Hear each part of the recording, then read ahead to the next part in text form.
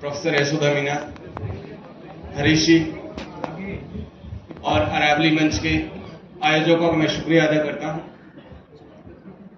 साथियों, आज जब हम लोग यहां पर बैठ करके विश्व आदिवासी दिवस को मना रहे हैं, तो हमें यह याद करने की जरूरत है कि ऐसी क्या जरूरत आन पड़ी, ऐसा क्या हो गया कि यूनाइटेड नेशंस को भी यह कहना पड़ा कि हमें अब इंडिजीनियस डे, इंडिजीनियस ईयर्स और इंडिजीनियस डिकेड्स का जो है अब सेलिब्रेट करने की जरूरत होगी। पिछले 30 साल से हम देख रहे हैं कि इंडिजीनियस डे और इंडिजीनियस ईयर्स के नाम से अलग अलग नामों से सेलिब्रेट किया जा रहा है, लेकिन कुछ तो खामियां हैं, कुछ तो परेशानियां हैं जिसकी वजह से आज हम लोग यहां पर बैठे हैं और दुनिया के लगभग 90 देशों में ये इंडिजीनियस डे, विश्व आदिवासी दिवस मनाया जा रहा है। लगभग 90 देश, इन 90 देशों में लगभग 48 करोड़ आदिवासी आज इस दिन को सेलिब्रेट कर रहे हैं और उसका आप एक हिस्सा है। अरावली मंच के बैनर तले जब आप यहां पर बैठे हैं तो दुनिया के तमाम आदिवासियों को एक मैसेज देने की कोशिश कर रहे हैं कि हम सब एक हैं। हम लोग जब यहां रहते हैं तो एक नारा लगाते हैं, एक तीर एक कमान, आदिवासी एक समान। और आज हम यहां से पूरी दुनिया के आदिवासियों को कह रहे हैं कि हां, हम सब एक हैं, एक कम्युनिटी है, अलग अलग भाषाएं बोलते हैं, अलग अलग कल्चर को रिप्रेजेंट करते हैं, फिर भी उसके बावजूद हम ये दावा करते हैं कि ये धरती हमारी है और हम इसके असली मालिक हैं। आज खतरा क्या है? ये तमाम तरीके की चीजें हमारे सामने है, लेकिन खतरा क्या है?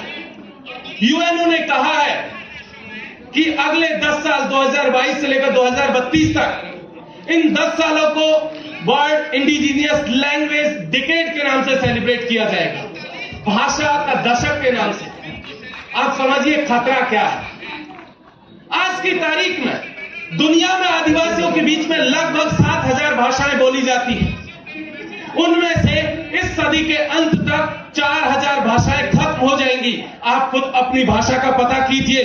जिस समाज से आप आते हैं, क्या आप अपनी भाषा बोलते हैं? इसलिए यूनाइटेड नेशंस ने कहा कि आप अपनी भाषा बचाइए। आदिवासी को जब जब आपको बचाना होगा, सबसे पहले उसकी भाषा, उसकी संस्कृति को आपको बचाना पड़ेगा। लेकिन हमारे सामने संकट क्या है? यूनाइटेड नेशंस घोषणा करता है, हमारे यहां भी हुक्मरान है, यहां भी सरकार है, दिल्ली में भी सरकारें रहती हैं, वो भी बैठे रहते हैं, उनमें किसी का ध्यान नहीं है कि लैंग्वेज भी कोई चीज है जिसको बचाए जाने की जरूरत है। 1971 में एक आदेश आया था जिसमें कहा गया था कि जो लोग किसी एक भाषा के बोलने वालों की संख्या अगर 10,000 से कम है तो उसे भाषा की कैटेगरी में ही नहीं रखा जाएगा। आदिवासियों की 197 भाषाएं इस देश में अगले 30 साल में खत्म हो जाएंगी। उसमें आपकी भी एक भाषा है जिसे आप मीठी भाषा के नाम से जानते थे, आज कोई नहीं बोलता है, वो खतरे में है। दूसरी चीज जो सबसे इंपॉर्टेंट है वो है आपकी जमीन। पूरी दुनिया में लगातार एक हमला हो रहा है, वो है आदिवासियों की जमीनों पर। और हमला दो तरफ से है, एक तरफ सरकार है, दूसरी तरफ इस देश का जो हुक्मरान बनकर के पूंजीपति बैठे हुए जो बड़े बड़े धन्ना सेठ है, उनका हमला है। समझिए बहुत क्लियर कट, सरकार है उन पूंजीपतियों के लिए काम करती है, आपके लिए काम नहीं करती। स्कूल बनाना, सड़क बनाना और ये सब बनाना सरकार का बहुत सबसे मिनिमम काम है। असली काम है इस देश के लोगों को पूरी की पूरी व्यवस्था में हिस्सेदारी देना, जो हमारी सरकारें फेल हो चुकी है। आज स्थिति यह है कि अगर हम लोग देखेंगे तो जिन आदिवासियों को इस देश का मूल मालिक कहा जा रहा था, जो इस देश के मालिक थे, जमीन के मालिक थे, आज उनकी जमीनों का पता कीजिए, उनके पास जमीनें कहां चली गई। आप जिस जमीन पर आपका घर है, गांव में उठा करके देखिए, क्या उसका पट्टा आपके पास है? उसका पट्टा आपके पास नहीं है, क्योंकि वो जमीन आधी से ज्यादा जमीनों जो घर है वो खातेदारी की जमीनों पर नहीं है। वो घर या तो जंगल की जमीन थी या कब्जा कब्जे की जमीन है जो आपने चरागाह के रूप में कब्जा करके घर बनाया हुआ, उस पर पट्टा नहीं है। 2019 का सुप्रीम कोर्ट का वर्डिक्ट है कि जिस आदिवासी के पास अपनी जमीन का पट्टा नहीं है उसे अपनी जमीन छोड़नी पड़ेगी। 2019 का सुप्रीम कोर्ट का आदेश है, ध्यान रखिएगा। सिर्फ इस देश में 19 लाख आदिवासियों के पास अपनी जमीन का पट्टा है।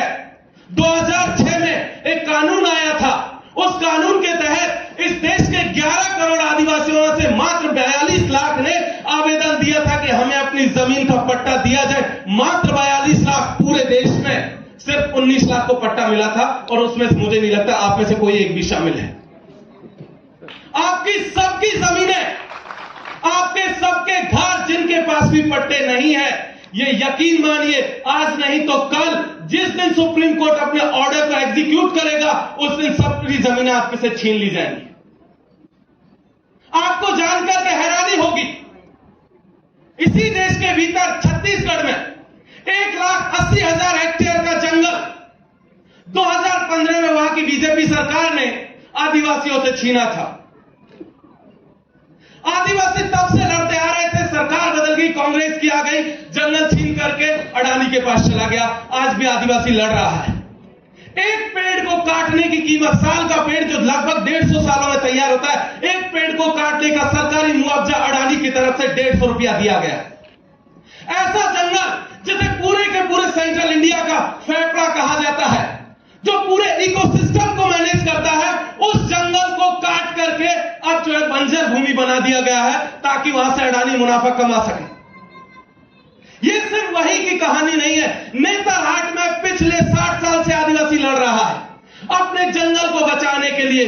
याद कीजिए सिलगेर को, सिलगेर में पिछले 16 महीने से 50,000 से ज्यादा आदिवासी जंगल में बैठे हुए, और वो कह रहे हैं कि हम अपनी जमीनें नहीं देंगे। सरकार पुलिस लेकर के खड़ी हुई है कि जमीन तो हम छीन के रहेंगे। 4 आदिवासी पिछले साल मारे गए थे, कहा था कि 10,000 रुपए का मुआवजा देंगे मरने के बाद। आपकी पूरी जमीनें छीन ली गई, 10,000 का मुआवजे की घोषणा की गई कि आप इस 10,000 रुपए लीजिए, और गर्मी के मौसम में एक कंबल भी दिया गया था ऊपर से। ये जो पूरा का पूरा खेल है, इसमें सारी पार्टियां XYZ जितनी भी शामिल है, किसी को सेपरेट करने की जरूरत नहीं है।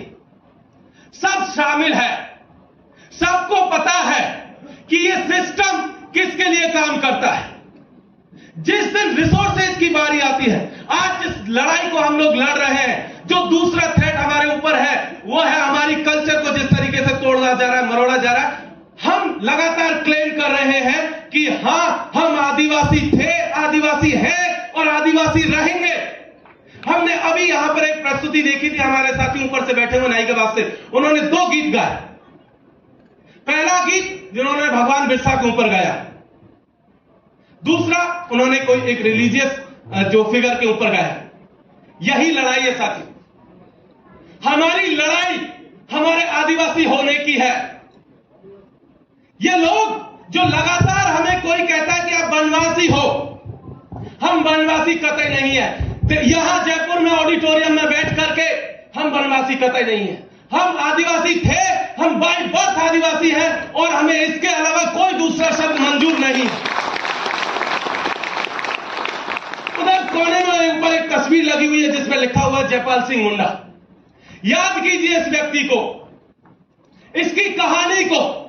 यह व्यक्ति झारखंड में पैदा हुआ, ऑक्सफोर्ड यूनिवर्सिटी में जाकर के पढ़ा, इस देश को पहला हॉकी का गोल्ड मेडल दिला करके लाया, ICS की परीक्षा में 300 में से 300 नंबर लेकर के आया, और उसके बाद चाहता था बीकानेर स्टेट में फॉरेन मिनिस्टर बना, राजकुमार कॉलेज रायपुर का उसका प्रिंसिपल बना। इवन अफ्रीका के भीतर केन्या में एक कॉलेज था, अचीमोता कॉलेज, एक दूसरे देश में जाकर के वहां प्रिंसिपल बना। लाकरी में जाकर के उसने आदिवासियों को चुना, क्योंकि उसे पता था कि वो ऑक्सफोर्ड से निकल करके वो कहीं भी जा सकता है। लेकिन वो आदिवासियों के बीच में गया क्योंकि उन्हें पता था कि इस देश का आदिवासी आज भी उसी हालत में जी रहा है जैसा कि बिरसा छोड़ करके गए थे। और जब उन्होंने वो लड़ाई लड़ी, संविधान सभा के था, असम कॉन्स्टिट्यूएंसी से आते थे, जे निकोलस राय, और ये वो व्यक्ति थे जिन्होंने आपकी संविधान की अनुसूची 5 और 6 को लेकर के आए। इस देश के संविधान की अनुसूची 5 आपको एक बात कहती है, और इसी बात को क्लियर करते हैं यूनाइटेड नेशंस का जो declaration of rights of indigenous people है 2007 का, जिसे हमारे देश की सरकार ने मानने से इनकार कर दिया था।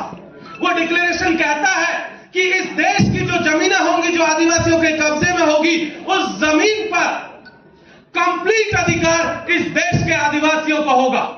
लेकिन हमारी सरकार दूसरे थे, वो था कि ग्राम सभाओं के पास अधिकार होंगे, जो गांव की सभा तय करेगी वही अल्टीमेट होगा। बिना ग्राम सभा की अनुमति से विधायक तो छोड़े प्रधानमंत्री भी उस इलाके में नहीं घुस सकता था।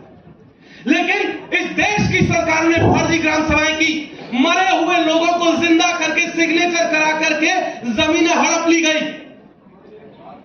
सुप्रीम कोर्ट में हलफनामा चल रहा है, केस चल रहे हैं, जमीनें लगातार हड़पी जा रही है, फर्जी ग्राम सभाएं बनाई जा रही हैं। ऐसी सिचुएशन में हमारे लिए यह बेहद जरूरी है कि हम अपनी जमीन और जंगल को बचाने की लड़ाई को जारी रखें, क्योंकि हमारा अस्तित्व अगर किसी चीज से है तो हमारी जमीन से है, हमारी संस्कृति से है। और जिस दिन ये दोनों छिप जाएंगे, हमारे सामने संकट पैदा हो जाएगा कि हम कैसे साबित करें कि हम आदिवासी हैं कि नहीं है। आप जेएलएन रोड पे खड़े हो जाइए, आप 2 लोग खड़े हो जाइए, कोई बता नहीं सकता रोड चलता हुआ कि कैसे साबित करोगे आप आदिवासी हो कि नहीं हो। हमारी वेशभूषा, हमारे टोटम, हमारा कस्टम, हमारी प्रैक्टिसेस ये बताती है कि हम आदिवासी हैं। उन साथियों ने आकर के यहाँ जब जो प्रैक्टिस की, जिस तरीके से नाच गाना किया, वो प्रैक्टिस हमारी बताती है कि हम आदिवासी हैं, और इसीलिए उसको बचाए रखना जरूरी है। साथ ही साथ जमीन को बचाए रखना जरूरी है।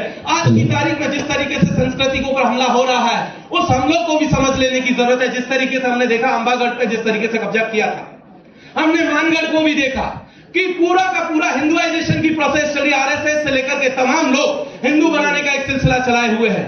ऐसे में हमें जरूरत है कि हम अपनी आदिवासी आइडेंटिटी को प्रोटेक्ट करें, प्रिजर्व करें और उसे आगे लेकर के जाए। बहुत बहुत शुक्रिया। इनकलाब जिंदाबाद, जिंदाबाद।